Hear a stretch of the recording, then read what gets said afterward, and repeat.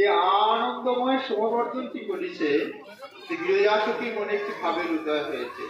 মনে মনে ভাবলো, যদি আমাদের সেই গোলক বিহারী প্রাণবধূর বামে একবার আমি বসি, আমাদের রায়ধনী বসে কি সুখ পায়, আমিও সেই সুখ একটু আস্বাদন করবো। কারণ অনেকের তো রান্না করে সকলকে খাইয়ে যেমন আনন্দ হয়, অনেকের মনে হয় রান্নাটা করে আগে আমি খেয়ে দেখি। দুটো কারণে হয়, কথা নয়, তবুও এই অনামুখে এই রসময় কথা, যেখানে আগুন জ্বলে সেটা রসহীন জায়গা, তা আমার মুখটা অনামুখ। আর গৌর গোবিন্দের কথা হচ্ছে রসময় কথা। এই অনামুখে রসময় কথা কি আর বলবো, বলতে ইচ্ছা জাগে তাই বলা, কিন্তু বলবার কথা নয়, বলে বোঝাবার কথা নয়, আর এই মুখের ভাষায় বর্ণনারও কথা নয়। তবু গুরু কৃপায় আস্বাদ্য বিষয় বটি। রাধারানীর যে সখীগণ সকলে মূর্তিমন্ত ভাব মূরতি, আর আমাদের শ্রীমতী ঠাকুরানী তো বিংশতি ভাবের প্রকট মূরতি, যার জন্য আমাদের গৌড়ীয় বৈষ্ণব সমাজে দেখবে নিন্দা সমালোচনা আছে, নিন্দা সমালোচনা নেই। কেউ যদি নিতাই ভজে আর একজন যদি কৃষ্ণ ভজে, সে তখন টোন করতে লেগে যায়। নিতাই চাঁদ নিজে বলে গেল কৃষ্ণ ভজ, হ্যাঁ, আর এরা আবার নিতাইকে ভজছে, কোথা থেকে বাবা কি পেলো, এইসব কথাবার্তা টনতে ফেলে। কিন্তু ভাব রাজ্য তো আলাদা বটে, সেখানে যদি ভাব এসে যায় কি বলে, আহা গো আমার প্রভু নিতাইকে ভজছে, জগৎ নিতাইকে ভজছে, আমার গৌরাঙ্গের প্রাণ নিতাইকে ভজছে, হ্যাঁ, সেই অনঙ্গ মঞ্জুরি স্বরূপ নিতাইকে ভজছে। আহা নিতাই, তুমি ওদের হৃদয়ে মনকে যেভাবে জয় করে ওদের মুখোৎকীর্ণ নামেতে তোমার নাম প্রকাশ হচ্ছে, এই অধম শুনে যেন নীতিরীতি আনন্দ সুখে নিজেকে নিমজ্জিত করতে পারে। এ ভাব আমাদের না। আমরা কি করে আর একজনের ভজনকে কটাক্ষ করব, বিষাক্ত করব, এই চিন্তায় আমরা মগ্ন। এ প্রসঙ্গে বহুপাত এসেছে, একটি নবদ্বীপের ঘটনা বলি। কোন এক গোস্বামী সন্তান নবদ্বীপের মাটিতে খুব সুন্দর করে সেজে গুজে পথ ভ্রমণ করছে। তখন এখনকার মতো ঘরে ঘরে ভক্ত বৈষ্ণব হয় না, তখন ভজনটা বিশুদ্ধ ছিল। যিনি করতেন প্রায় মনোবাক্য দিয়ে করতেন। ব্রজেও যেমন চন্দ্রাবলী রাধারানী ছিলেন, নদিয়াতেও এরকম বিরোধী পক্ষ আর সপক্ষ ছিল। এক বিরোধী পক্ষ গেরুয়া কাপড়ধারী তিলকমালাধারী সাধু বলছে, দেখো দেখো কিছু কিছু বাবাজি, কিছু কিছু ভক্ত প্রভু সন্তান বলে আমার চরণে গড়িয়ে পড়ে। কিসের প্রভু সন্তান? ভোগ বিলাসে ডুবে আছে, হাতে সোনার আংটি, গলাতে সোনার হার, এবার চুলগুলোকে একবারে সিল্কি সিল্কি করেছে, হ্যাঁ, ঝকঝকে চকচকে কাপড় পরেছে, ওড়নাটা একবারে এমন করে ঝোলাচ্ছে, মাটিতে গড়িয়ে গড়িয়ে চলে যাচ্ছে, মুখে আবার পান এপাশ ওপাশ করে চিবাচ্ছে, হ্যাঁ, ওই শুধু তিলকটাই সার, আর কোনো দিক দিয়ে সাধু বৈষ্ণব ভক্ত বলে মনে হয় না, ভোগে ডুবে আছে। ওরা নাকি আবার প্রভু সন্তান, গোস্বামী সন্তান, একথা বললেন এক শ্রেণীর সাধু। সেই শুনে সমাজ বাড়িতে শ্রীপাদ বাবাজি মহারাজ আমার আচার্যগণের মতো প্রসঙ্গটি শোনা, বাবাজি মশাইয়ের প্রসঙ্গ। বাবাজি মশাইয়ের অনেক কথাই গ্রন্থ আকারে প্রকাশ হয় না, শুধু লোক মুখে চলে। তা সেই কথা সমাজ বাড়িতে বাবাজি মশাই প্রকট আছে, উপস্থিত আছে। তো সেখানে গিয়ে এরকম সব গঙ্গার স্নান করতে গিয়েছিলেন, তারা খানা বসে শুনিয়েছে, বাবাজি মশাইকে বলছে, প্রভু সন্তানরা এখন এমন সাজগোজ বাড়িয়েছে, হ্যাঁ, যে আমরাও প্রতিবাদ করতে পারি না, আমরাও প্রভু সন্তানদের হয়ে কাউকে কিছু বলতে পারি না। বাবাজি কি হলো? আর বলেন কেন, ওই রকম সব দেখলাম সাধুরা বলছে ওই গোস্বামী সন্তান নামেই গোস্বামী সন্তান, নামেই প্রভু সন্তান, আর দেখো না ভোগ বিলাসে ডুবে আছে, সাজগোজ কি জানে জমিদার যাচ্ছে, এটা কি বৈষ্ণবের সাজগোজ? বাবাজি মশাই ঝরঝর করে চোখের জলে বক্ষ ভাসে বলছে, কি বললে? আমার প্রভু সন্তানকে এইভাবে বর্ণনা করল, আমার গোস্বামী সন্তানদেরকে ও গোস্বামীগণের বংশ অবতাংশগণকে, জগৎ পাবন মূর্তিকে এইভাবে এই কথা বললে। বাবাজি চোখের জলে বক্ষ ভেসে যাচ্ছে। আর কি বলছি জানে, তোমরা তাদের মুখে আমার প্রভু সন্তানদের রূপের কথা শুনলে, আমি কি তোমাদের কাছে শুনে আমার কি মনে হলো জানো? কোন আহুরিনী ব্রজবালা ব্রজবধূর মনকে মোহিত করার জন্য সুগন্ধি চন্দনে অনুলেপিত হয়ে সেই অভিসারে যাওয়ার পথে সেই রকম একটা মনোমোহিনী রূপে সেজে তেনার অঞ্চলটিকে পথের ধুলা ছেড়ে দিয়ে এগিয়ে যাচ্ছে। যদি বধূ পথে আসে, পথের কাকুর কাটাগুলো তার অঞ্চলে যেন সরে যায়। এই যে নিভৃত্ত নিকুঞ্জ বিলাসে যাওয়া সতীগণের অভিসারের স্বাদ, এটি কি চোখে দেখলে তোমরা ভাবতে পারছে? দুজনেরই তো নয়ন, দুজনেই তো দেখেছে। বলছে বহু সন্তানদের সেই উপমা দিকে বর্ণনা করে কোন আহরিণী ব্রজবালা ব্রজবধূর মন মোহিত করবে বলে সেই মনমোহিনী রূপে সেজে তিনি পথে বাইর হয়েছে। আর সেই ব্রজেন্দ্র নন্দন যে শচীসূত হইল, সেই বলরাম হইল নিতাই। গৌরার কৃষ্ণ কি আলাদা? এই নদিয়ার মাটি তো এইভাবে সেজে যাচ্ছে। যদি নদিয়া নাগর একবার দেখে আকৃষ্ট হয়ে যায়, একবার যদি মিলন হয়ে যায়, একবার যদি তার সেই সুখময় মহা সুখ সেবায় নিজেকে নিমজ্জিত করা যায়, তার জন্যই নদিয়া। তাই দৃষ্টিভঙ্গিটাই তো আসল, আস্বাদনটাই আসল, ভাবটাই আসল। তাই ভাবলে যেন আত্মসুখ না হয়, গৌরাঙ্গের সুখের সুখ হয়। আমাদের ভাব তো আত্মসুখে নিমজ্জিত। ডাক্তারবাবু বলেছে তোমার সুগার হয়েছে, ঠাকুরকে সুগার ফ্রি মিষ্টি ভোগ লাগা, পরিকরকে দিয়ে আনন্দ করবে, এই হচ্ছে ভাবরাজ্য। তাই বিরজা সখী ভাবাবিষ্ট হয়ে মনে মনে ভাবলেন, আমিও কুঞ্জ সাজাবো, আমার কুঞ্জে এই গোলক বিহারী এই প্রাণবধূকে বসাবো, আমার দক্ষিণের পাশে বসিয়ে আমি সেবা সুখে আমার এই বাক্যশৈলীর দ্বারায় তার উপবর্ণনা করে, তার গুণগান করে, আমার শ্রীহস্তের দ্বারায় নানাবিধ উপকরণ করে পাচার করে ভোগ লাগাবো। একদিন আমি কুঞ্জ বিলাস করবো, তার সঙ্গে সেবা দেব, এই বাসনা। তাই হলো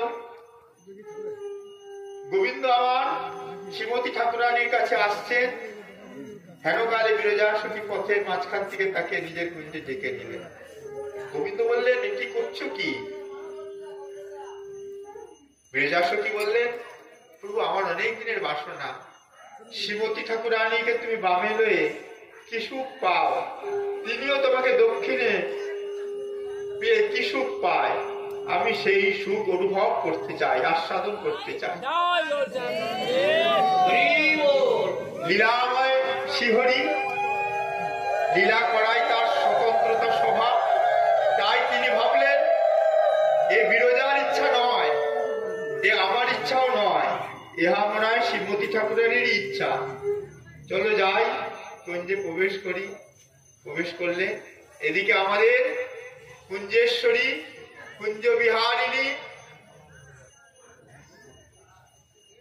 তিনি কি করলেন, অপেক্ষা করতে করতে ললিতা, বিশাখা, চম্পকলতা, ইন্দুরেখা, সুচিত্রা, রঙ্গদেবী, ভদ্রা সমস্ত সখীকে বললেন, বধূ তো এলো না, আমার কাঁথামালা শুকিয়ে আসলে, আমার সাজা তাম্বুল সিক্ত হলে, আমার পাটা চন্দন শুকায় আসছে, বধূতে আসলো না। এইভাবে অনেকক্ষণ অপেক্ষা করে করে সখীগণ ভাবলেন, দেখি শ্যাম আসতে দেরি করছে কেন। এমন সময় গিয়ে দেখলেন বিরজার কুঞ্জদ্বারে সুবল দাঁড়িয়ে রয়েছে। তুমি এখানে কেন? না কি বলবো দুতি, সখী কি বলবো, একটি বিপদ ঘটে গেছে। না কি? না, গোবিন্দ কি বিরজা কুঞ্জ সাজিয়ে নিয়ে গেছে। বলছে, আমাদের প্রাণেশ্বরী শ্রীমতী ঠাকুরানী তোমাকে দক্ষিণে লয়ে কি সুখ পায়, তোমার সেবা করে কি আনন্দ পায়, তা আমার আস্বাদন করার বড় স্বাদ। এই জন্য তেনাকে নিয়ে গেছে কুঞ্জে। আজ বিরজার কুঞ্জে প্রভু বিলাস করবে। প্রভুরও বোধহয় এই ইচ্ছা, প্রভু প্রবেশ করেছে। বলছে, তাই নাকি? এরা তো ফিরে আসলেন। প্রেম রাজ্যে সবই তো প্রেম, প্রেমে চলা, প্রেমে বলা, প্রেমে খেলা, প্রেমে হেলা, প্রেমে দোলা। প্রেম বই আর তো গোলকে অন্য কিছু না। তাই ভাবলেন আমাদের প্রেমময় যা খুশি করুক গে, কিন্তু আমাদের প্রেমময়ীকে সংবাদ দেওয়া যাবে না। কিন্তু শ্রীমতী ঠাকুরানী তো যে সে নয়। তিনি মনে মনে ভাবলেন তোরা আমার কাছে কিছু গোপন করছিস। অন্তরে একটা ভালোবাসার টান থাকে, আমরা সেই স্তরে পৌঁছাতে পারি না বলে আমরা সেগুলো বুঝতে পারি না। জড় জগতে সবাই প্রেম করছি, জাগতিক প্রেম, পরমার্থিক প্রেম না। প্রেমকে দুটি ভাগ করা হয়েছে, জাগতিক প্রেম, পরমার্থিক প্রেম।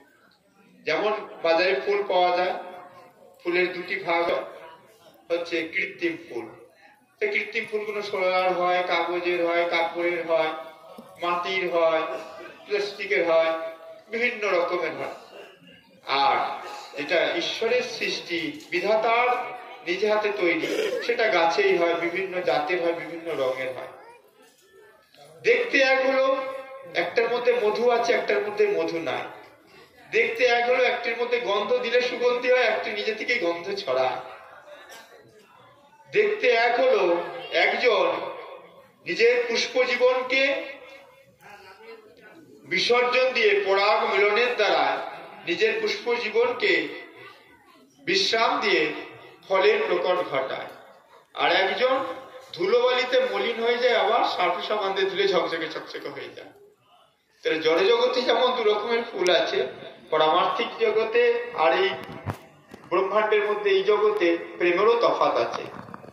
পরমার্থিক প্রেমের সঙ্গে জড়জাগতিক প্রেমের কোনোদিন তুলনা করতে নেই, তুলনা করাটাই অপরাধ।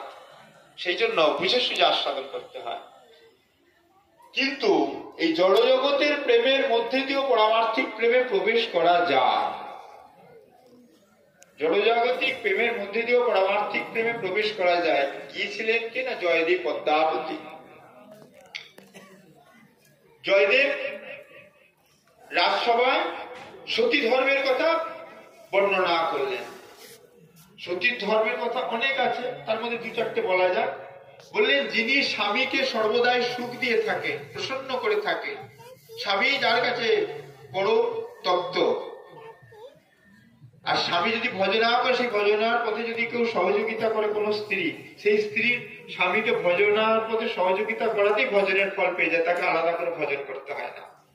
আমার স্বামী স্নান করতে গেছে, ঘরটা মুছে আসনটা সাজিয়ে তিলকের জিনিসগুলোকে সাজিয়ে সাজিয়ে রেখে দিই, পুষ্প চয়ন করে নিয়ে আসি, চন্দন ঘষে রাখি, তুলসী চয়ন করে সাজিয়ে রেখে দিই, ধৌত বস্ত্রটা সামনে রেখে দিই। এটা হচ্ছে পরমার্থিক জগতের কথা, এখানে নারী পুরুষের কথা না। স্বামী এসে বস্ত্র ছাড়লো, ভিজে বস্ত্র পরে থাকলো, স্ত্রী সঙ্গে সঙ্গে উপস্থিত আছেন, তার ভিজে বস্ত্রটিকে নিষ্পূর্ণ করতে দিয়ে দেবেন। তারপরে তিনি আর্নিকে বসেছেন, দেখছেন মশা মাছি লাগছে, একটু ধুনোর ধোঁয়া করে দিচ্ছে, পাখার বাতাস করছে, যাতে না তার গায়ে আর্নিক ভজনে তার অসুবিধা না হয়। এক পাশে দাঁড়িয়ে রয়েছে অনুগত হয়ে, কখন কি ইঙ্গিত করে সেই বস্তুটি তার সহযোগিতা করব। এইরকম প্রতিব্রতা নারীর ভজনের প্রয়োজন হয় না, ওই স্বামীর ভজনেই সে পূর্ণ ভজনে সাধিকা হয়ে যায়। তাই এইরকম বিভিন্ন রকম কথা বলতে বলতে একবার বেফাস কথা বলে ফেলেছে। বলছে সতী নারীকে চেনা মহারাজ আর একটা ভাবে চেনা যায়, কি না সতী নারী যদি শোনে আমার স্বামী মরে গেছে, সে সেখানে অচৈতন্য হয়ে যাবে। তো রাজা বাবু মিছিমিছি অভিনয় করে দিলেন, মানে কৃষ্ণ পেয়ে বসে আছে, আর কৃষ্ণ প্রাপ্তি মানে মরে গেছে। পদ্মাবতী দেবীকে যা বলেছেন, পদ্মাবতী দেবী মরেই গেছে, অচৈতন্য তো দূরের কথা। ভাবতে পারছেন কোন স্তরের তাদের প্রীতি ভালোবাসা ছিল। পদ্মাবতী দেবী মরেই গেছে, অচৈতন্য হয়নি, স্বামীর বিয়োগ কথা শুনে। এই হচ্ছে মহাসতীর লক্ষণ। যেমন আমাদের মা পার্বতী দক্ষায়নী সতী দক্ষ কন্যা শিবের নিন্দা শুনে তিনি ভাবলেন এই দেহ রাখা যাবে না, এই যে শিব নিন্দা শ্রবণ করা দেহ শিবের সেবায় লাগবে না, অগ্নিতে উৎসর্গ করলেন। পুরাণেও যেমন বাস্তবেও তেমন এখনো আছে সতী রমণী। তাই শ্রীমতী রাধা ঠাকুরানী নয়ন মুদিয়া তিনি ওই এক আসনে বসে অন্বেষণ করছে কি হলো বধূ, মনটা চাইছে। তার মন মনে মনে ভাবছে বধূ কোথাও আছে, আমাকে খুঁজে নিতে হবে। এদের আবভাব দেখে রাধা ঠাকুরানী চললেন কৃষ্ণ অন্বেষণে। গিয়ে সুবলের সঙ্গে দেখা। কি ব্যাপার, তুমি এখানে? না, আপনি অপরাধ নেবেন না, এই ঘটনা। তা আমাকে একটু প্রবেশ করতে দাও। আমাদের রাধা ঠাকুরানী তো হিংসার মূর্তি নয়, গ্লানির মূর্তি নয়, প্রতিদ্বন্দ্বিতার মূর্তি নয়। অভিমানিনী হতে পারে, মানিনী হতে পারে, কিন্তু প্রেমময় মূর্তি। শ্রীমতী ঠাকুরানীর সর্বাঙ্গ প্রেমে তৈরি, কৃষ্ণ প্রেমের মূর্তি রাধারানী, গৌর প্রেমের মূর্তি নিতাই, কৃষ্ণ প্রেমের মূর্তি রাধা ঠাকুরানী। তাতে হিংসা থাকবে কোথা থেকে? তাই রাধারানীর মধ্যে আনন্দের প্রকাশ হলো। কি না, বধূ আমার বামে দক্ষিণে বসে, আমি বধূর বামে বসি। আমাদের যুগল মূর্তি সকলেই দেখে আনন্দ পায়, কিন্তু আমি তো কোনোদিন দেখলাম না আমাদের যুগলে বসলে কেমন লাগে। তাই রাধা ঠাকুরানী প্রেমানন্দে, ভাবানন্দে নিমজ্জিত হয়ে তিনি বললেন, সুবল আমাকে একবার প্রবেশ করতে দাও, আমি দেখি আমার বধুয়ার পাশে বিরজাকে বসিয়ে কেমন লাগছে। আমি মনে মনে ভাববো ওটি বিরজা নয়, আমি বসে আছি। ওটা দেখে মনে মনে ভাববো বিরজা নয়, আমি বসে আছি। আমার যুগল দেখা সার্থক হবে। আমি গোলকে নিজে যুগল হই, কিন্তু আমি তো যুগল দেখতে পাই না। আমাকে যুগল দেখার সুযোগ করে দে ভাই। বলল না, আমার উপর আদেশ আছে ভিতরে যা কেউ প্রবেশ না করে।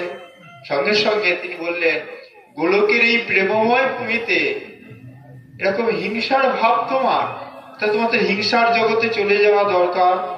তোমার তো গোলকে থাকা উচিত না। গোলকের শরীর, যার উপর গোলকের কারোর কথা বলার ক্ষমতা নেই, গোলকের একটি গাছের পাতা পর্যন্ত যার ইঙ্গিতে নড়াচড়া করে, সেই গোলকের শরীর বিরোধিতা করলে কি হবে ভেবে দেখেছেন? অপরাধ হয়ে গেলে সঙ্গে সঙ্গে তিনি গোলক থেকে পতিত হলেন অসুর কুলে, হিংসার কুলে পতিত। আমার তো ভয় লাগছে, কি না অঘটন হয়। গোবিন্দ বলছে, আমি যেখানে আছি সেখানে কোনো ভয় নাই, তুমি যেমন আছো তেমন থাকো না। কিন্তু যখন বিরজা রসভঙ্গ করে ফেলছেন, গোবিন্দ মনে মনে অসন্তুষ্ট হচ্ছে যে তোমার যদি এতই ভয়, তা তুমি শ্রীমতী ঠাকুরানীর অনুমতি ছাড়া এই কাণ্ড করতে গেলে কেন? আমরা এই জগতে অনেকেই গুরু হয়ে যাই, গুরুদেবের অনুমতি পেয়েছি কিনা সন্দেহ। বুঝলেন তো? আমরা গুরু অনুগত জীবন না, কিছু মনে করেন আমি খুব ঠোঁট কাটা, যার জন্য আপনার নিত্যানন্দ হে, বীরচন্দ্রের নাথ নিতাই নিত্যানন্দ হে, খড়দা বিহারী নিতাই নিত্যানন্দ হে।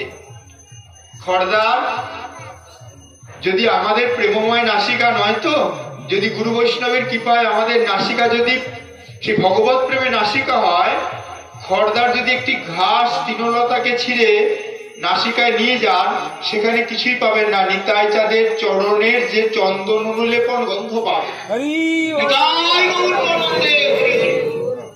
খড়দার সেই মনোরম গঙ্গা তীরে দিব্য ভূমিতে আজ নিতাই চাঁদ বিহার করছেন নগ্ন পদে। সেই জায়গায় ভজনটা সেই রকম।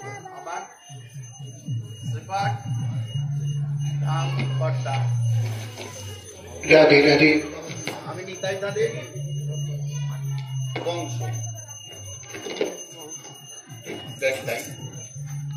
তা এই কথাটার প্রসঙ্গে আমাকে একটা কথা বলতে হচ্ছে। আমার মনে পড়ে গেল, ও যে বললো না, একটা দুব্বা ঘাস ছিঁড়লে যেরকম হয় সেই রকম শ্রীপাঠে। তা আজকে ব্যাপার হয়ে গেছে কি, আমাদের গুরু গোসাই ঘরে অনেক ভাবাকৃতি প্রকার অন্যরকম হয়ে গেছে, লীলায় আস্বাদন নয়। আমি পরিষ্কার কথাই বলতে রাজি, কেননা আমি সেই কুলে জন্ম হতে পারি, বাবু নিতাই কোথায় পাই বলতে না জানি, কিন্তু সেই বিগত 7 থেকে 9 বছর বয়সে আমি এই পথে মধ্যে নিজেকে বিসর্জন দিয়েছি। উনি বললেন খানিকটা আগে যে এক গোসাই সন্তানের শ্রীরাম নবদ্বীপে গলায় সোনার হার, হাতে এই আমারও আছে গলায়, হ্যাঁ আমারও হাতে আছে, কিন্তু মহাপ্রভু বলছে শ্রীপাদ তুমি সজ্জিত হও। কেন? তুমি যেটা রাগাবে সেটাই রাগবে। ভাগবতে উল্লেখ আছে, মহাপ্রভু নিজে বলছেন কেন আমি তো সব তোমার জন্যই করছি, তাই তুমি কেন বিরক্ত হচ্ছ? কোন জায়গায় এক জায়গায় অসন্তুষ্ট হচ্ছে তাই সেখানে মহাপ্রভু বলছেন আমি তো তোমার জন্যই করছি, তা তুমি এইরকম করছো কেন? ঠান্ডা হও শ্রীপাদ।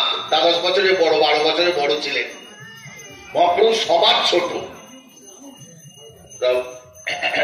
এতে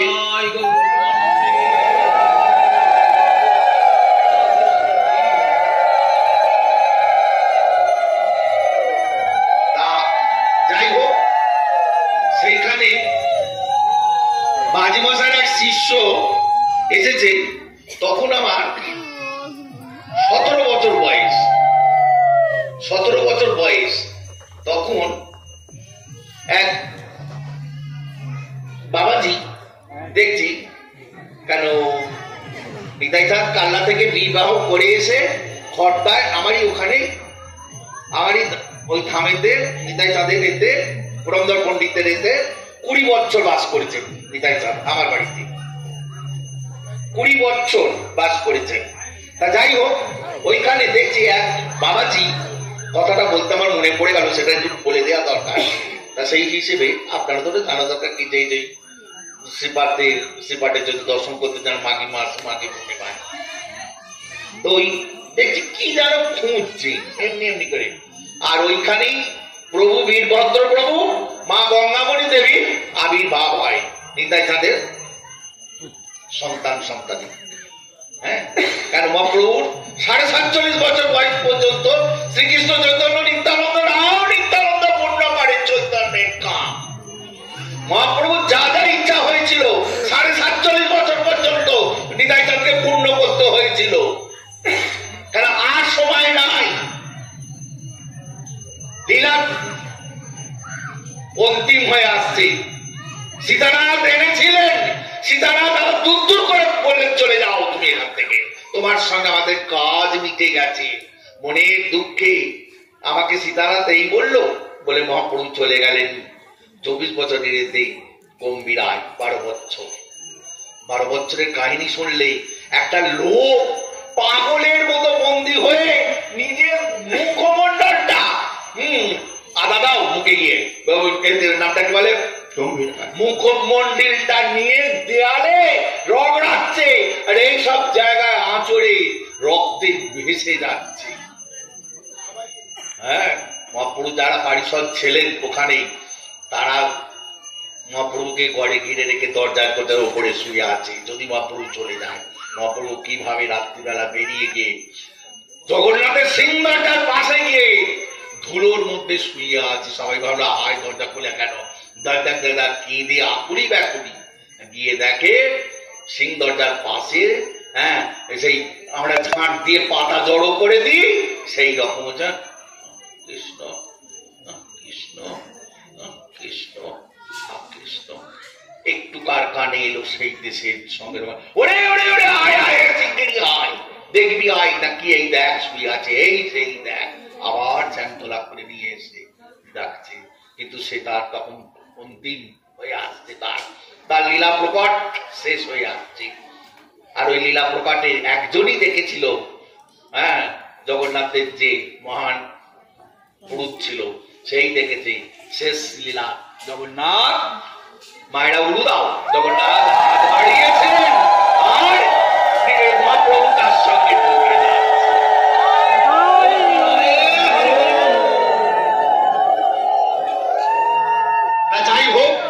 সেই বাবাজি দেখছি খুঁড়ছি। কি করছো গো? তখন আমার 17 বছর বয়স। হ্যাঁ, আমি কি করছো তুমি এখানে, কি কাজ করছো, কি কাজ করছো, হ্যাঁ কি করছো? তখন বলছে কি জানো, বলছি ওগো বাবা তোমাকে কি বলবো, তুমি তো সোনার তাল, তা আমরা একটু সোনার খনিতে সোনা দেখতে এসেছি, সোনা তো নিয়ে যাব না। প্রেম প্রেম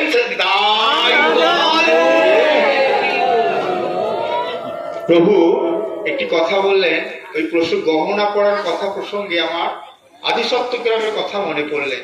আদিসপ্তগ্রাম স্বর্ণবণিকের বাস, উদ্যান দত্ত ঠাকুর স্বর্ণবণিকের ঘরে আবির্ভাব হয়েছিলেন, ব্রজের গোপাল।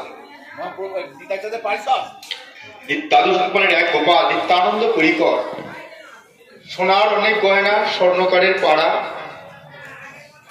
নীলাচলে ঝালি সমর্পণে বহুজন বহু কিছু নিয়ে যায়, কেউ বস্ত্র, কেউ খাদ্য, কেউ চন্দন, কেউ হস্ত মৃত্তিকা করার জন্য শৌচের মৃত্তিকা পর্যন্ত বানিয়ে নিয়ে যায়। তা এরা কি নিয়ে যাবে? কিছু গহনা করেছে। এখন নিতাই চাঁদ আর প্রভু সীতানাথ দলের প্রধান, এনাদের অনুমতি ছাড়া কোনো কিছুই তো কোথাও নিয়ে যাওয়া যাবে না। তাই সব দেখে বলছি, এগুলো কি সন্ন্যাসী গৌর গ্রহণ করবে কি? ভেবে দেখলি সত্যি তো তাই। তখন ওই রাঘব ভবনে রাঘব পণ্ডিত দ্বাদশ গোপালের এক গোপাল পানিহাটি, ওনার ঘরেতে গৌরহরি একটি কথা বলেছিলেন, নিত্যানন্দ কলেবরে যে করয় প্রীতি, সত্য সত্য সেই প্রীতি করে মোর প্রতি। এবারও সত্য কথা যদি আমরা নিতে পারি না গৌর ভক্তগণ, নিতাই চাঁদের চরণে তুলসী দেওয়া হয়েছে মানে জানবেন গৌরের তুলসী পেয়ে গেছেন। যদিও আমাদের ভাবের জন্য, আমাদের ভক্তির জন্য আমরা চিত্রপটে গৌরকেও তুলসী দিতে হবে, গৌর পাশে আছে, দিতে হবে, তাই না? আমরা যদি এখানে গৌর দর্শন করি, কিন্তু সেখানে আমাদের যুগল দর্শন হবে সমান। হ্যাঁ, আর আমরা যদি বৈষ্ণব দর্শন করি সেখানে কিন্তু হবে আমাদের 8 বৈষ্ণব গোবিন্দ দর্শন দরকার। তো সেই সোনাদানা কোন নিতাই চাঁদকে পড়ানো হয়েছে, নিত্যানন্দ কলে পড়ে যে করে প্রীতি, সত্য সত্য সেই প্রীতি করে মোর প্রতি। নিতাই চাঁদকে সোনাদানা দিয়ে সাজানো হলো, একবারে পা থেকে মাথা পর্যন্ত অভিষেক করে। গৌরহরির সঙ্গে যখন পরে দেখা হলে নীলাচলে, বললেন তোমাদের স্বর্ণ সেবায় আমি বড় সুখ পেয়েছি। যদি বলেন ভাগবত বলছে সোনার মধ্যে কলি আছে, বলল যে সোনা গৌর গোবিন্দ গুরুদেবের চরণকে স্পর্শ না করে জীব করে, সেই সোনায় কলি আছে। যেই সোনা গৌর গোবিন্দ গুরুদেবের চরণে স্পর্শ করে পড়ে, সে তো প্রসাদ হয়ে গেল,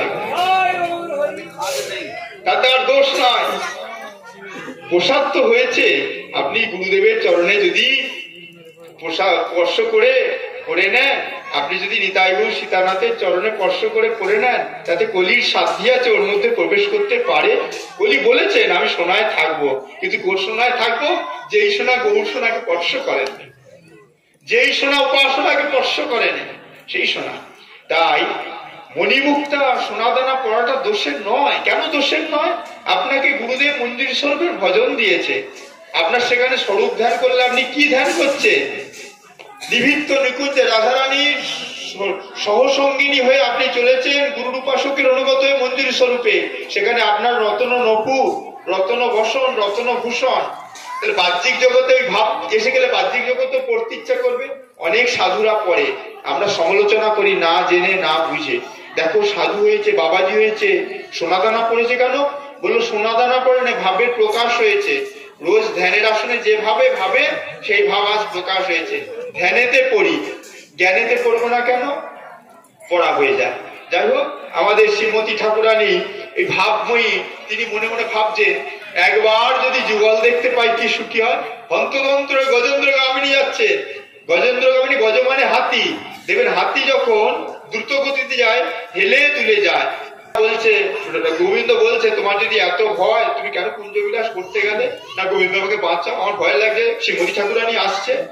তাহলে কি করা যায়, তুমি ঠিক করো। বলছে আমি যমুনা হয়ে যাচ্ছি, তুমি সর্প হয়ে সেই যমুনায় কেলি করো। তাই হলেন বিরজা জল হয়ে গেলেন, আর গোবিন্দ আমার নাগ হয়ে সেই জলে কেলি করছে। শ্রীমতী ঠাকুরানী এসে দেখলেন কোথায় কুঞ্জ, কোথায় বিলাস মঞ্চ, কিছুই তো নেই, শুধু জলে জলাকার। মানিনীর মান অভিমানের খেলা তো, সঙ্গে সঙ্গে ভাবময়ীর ভাব পরিবর্তন হয়ে মান অভিমানে পরিণত হলেন। নয়ন মুদিত করে দেখলেন কি ঘটলো। কুঞ্জের দ্বার তো খুব সুন্দর সাজানো ছিল, কদলী বৃক্ষ দিয়ে মঙ্গল ঘট স্থাপন করে আম্রপল্লবের সেই সর্প হয়ে যখন গোবিন্দ আমার ডাঙায় উঠে এলেন, সেই সর্প কথা বলছে কি জানো মা? বলছে রাধে আর এরকম তো রূপ হবে না, হ্যাঁ আর তো জীবনে এরকম রূপ আমাদের আসবে না, আর এইরকম জলকেলি হবেও না। হ্যাঁ তাহলে একটা ভিক্ষা চাইবো, তুমি দেবে? কি ভিক্ষা বলো? থাকলে নিশ্চয়ই দেবো, এমন দেবার মতো হলে। তখন বলতে রাধে তোমার ওই ময়ূর পুচ্ছ থেকে আমার একটা পুচ্ছ দেবে, চিরকালের মতো আমি বাম দিকের এইখানে রেখে দেবো, আজও সেইখানে সুখ বলে আমার কৃষ্ণে, চূড়া বামে হেলে, শাড়ি বলে আমার রাধা, নামটি তাতে লেখা। তো চরণ তো পাবে বলে, আর সুখ বলে আমার কৃষ্ণের মাথায় ময়ূর পাখা, শাড়ি বলে আমার রাধার, নামটি তাতে লেখা। কারণ এই কারণে এই কথাটি, আপনি যদি ময়ূর পুচ্ছ উলট পালট করে দেখেন কোথাও রাধা নাম লেখা খুঁজে পাবেন না। ভাবরাজ্যের ভাব দিয়ে রাধা নাম লেখা আছে। কেন? আমাদের শ্রীমতী ঠাকুরানী ওই ময়ূর রূপ ধারণ করেছিলেন, তাই গোবিন্দ সেই প্রেমের গুরুকে মস্তকে ধারণ করেছেন। হ্যাঁ, তো এখানে বললেন তুমি যখন এরকম কাণ্ড করেছো, তুমি গোলকে থেকো না, তুমি ভুলোকে চলে যাও। ভক্তের ক্ষমতা দেখুন কেমন। বিরজা সখীও বললেন আমাকে যখন তুমি ক্ষমা করলে না, ভুলোকে যেতে বললেন, আমিও ভুলোকে গিয়ে সাধনা করব, তোমার কুলেই জন্ম নেব, এই সূর্য কুলে জন্ম নেব, সেই কুলে তোমাকেও ঠাকুরানী যেতে হবে। আর সেই ভুলোকে আমার সাধনাতে আমি একটি বন রচনা করব, সেই ব্রজবনে তোমাকে গিয়ে আমার বাসনা পূরণ করতে হবে। অষ্টস্তর শত নামে আছে, বিরজা রাখিল নাম যমুনা পতি। এগুলো শুধু পদ পদাবলী কীর্তন নাচের জন্য নয়, মহাজনের যত পদ পদাবলী আছে সমস্ত পদ পদাবলীর মধ্যে সিদ্ধান্ত লীলা, নয় লীলা নয় সিদ্ধান্ত, নয় সিদ্ধান্ত নয় লীলা লুপ্ত হয়ে আছে, আস্বাদনের বিষয়বর্তী এগুলো সবকিছুই। তাই সেই বিরজা রাখিল নাম যমুনার প্রতি, সেই বিরজা বললেন তুমি যমুনাপতি হয়ে যমুনায় জলকেলি করে গোবিন্দ কথা দাও, তবে আমি গোলক থেকে যাব। বললেন তথাস্তু।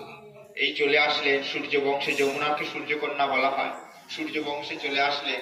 আর এই সূর্য বংশে জন্মালেন বিশুভানু রাজা, আর সেই বিশুভানু রাজনন্দিনীর ঘরে জন্মালেন রাধা ঠাকুরানী।